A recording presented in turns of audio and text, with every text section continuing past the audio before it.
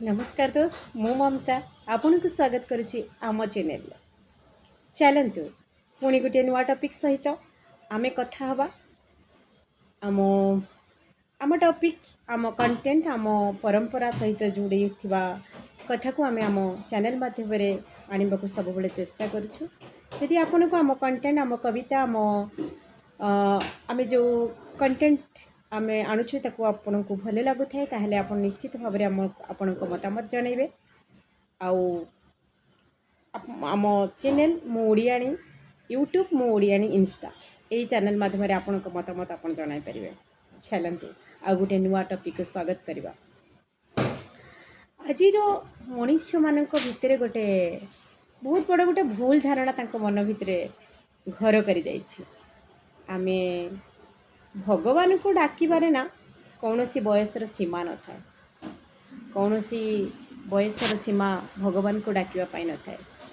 सब बड़े आमे जन्म होइछंती ये पृथ्वी पृष्ठ को जहाँ इच्छा रे आमे आसिछंती से परम पुरुष अनादि अनंत जगतरनाथ जगन्नाथ आम सृष्टि को आमको ये पृथ्वी पृष्ठ को धरा को आनी महत उद्देश्य तांको भितरे लुचि रही। से महत उद्देश्य को आम प्रतिपादन करवा।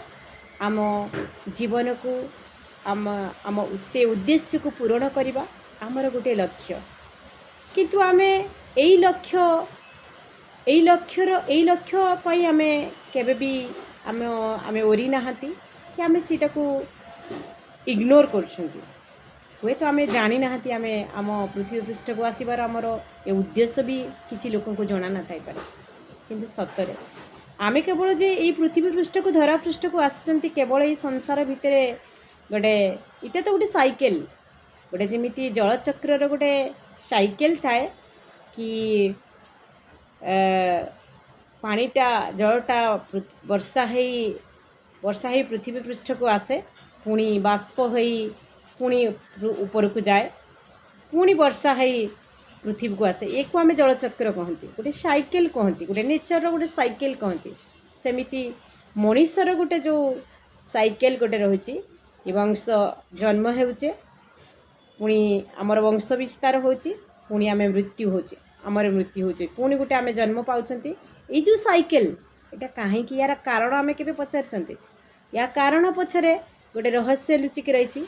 यार रहस्यर कारण होची आमे कहीं अनादि काल रु आम जो ये सृष्टिटा चलुची ये सृष्टि जो गोटे साइकेल चलছে ता भीतर गोटे महत्व उद्देश्य लुचिक रही। आमे भगवान पाखरु से आत्मा जो परमात्मा पाखरु आमे आसीछंती पुणी से परमात्मा देहरे लीन हवापाई आम भितर किछि ऐश्वरिक शक्ति रहिबा दरकार। आम भितर किछि गुण आम भितर किछि प्रवृत्ति आमर जो मानस जो मनुष्य भितर जो प्रवृत्ति गुड़ाक रही से गुड़ाक निश्चित भाव में आमको छाड़ा पड़ो। गोटे आसुरिक शक्ति गोटे आसुरिक इच्छा प्रवृत्ति आम भितर लुचिक रही से जो जिनस गुड़ाक आमको वर्जन करने को पड़ो। आउ गोटे महत आकांक्षा महत उद्देश्य नहीं आमको काम भी करने को पड़ो। आम से काम महत उद्देश्य को आम जदि जेते जल्दी आरंभ करवा जेते जल्दी आम बुझीजा ताहले बहुत भल। किंतु आमे ना आमे गोटे बहुत बड़ भूल धारणा भितर बंची आमे जन्म होचंती पाठ पढ़ुचंती गोटे बहुत भल चाकरी करचंती सबू पिला छुआ को मनीष करचंती तांको पई लोभ तांको पई घर द्वार जमी बाड़ी अक्लांत परिश्रम करी करचंती तापरे जेते बेले आम वृद्ध अवस्था को आसंदी आमे सेते बेले जाईकी भगवान को डाकुचंती। भगवान को डाकिबा पई कोनोसी बयसर सीमा न थाए। भगवान को डाकिबा पई कोनोसी बयसर सीमा न थाए। जो भगवान को पाखरु आमे आसीचंती सेही भगवान पाखु जिबा पई आमको आरंभ रु अर्ली एज रु आमको तांको चिन्हिबा आवश्यक और तांको नाम जप करबा आवश्यक। जहाँ जीवन रे भजन नहीं ना से जीवनटा को किसी जीवन बोली कह जाए। समस्ते गोटे परिवार रे एटा होची जो परिवार भगवान को पाई भजन कीर्तन आरती पूजा अर्चना होची ना से परिवारटा देखिबो केते बहुत भल लगे। हुए तो पाखे पैसा न थाई पारे केवल पैसार माने नुहे जे आमे खुशी रही आम पाखे बहुत पैसा यथेष्ट पैसा दरकार ना आमको खुशी रही ना आमर जी आमको निहाती आवश्यक से हवा दरकार ताहले आ भगवान को ऊपर आस्था रहिले आम बहुत आग को जापर।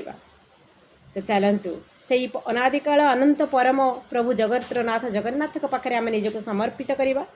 आउ समस्त परिवार को एतिक अनुरोध संध्या बेले निज पिलामानंको सहित बसी गोटे आलोचना भगवान को विषय किछिटा समय देवा भगवान को विषय आउ भजन भगवान को नाम नेबा संकीर्तन करवा एटा होची बहुत भल माने निजर जीवन पाई भल पिलामानंको पाई भी बहुत भल।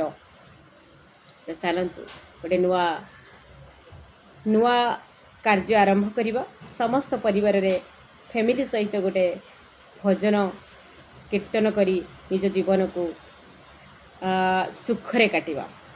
आज टॉपिक टी मुझे रखुची पुणी देखा गोटे नुआ टॉपिक सहित। जय जगन्नाथ।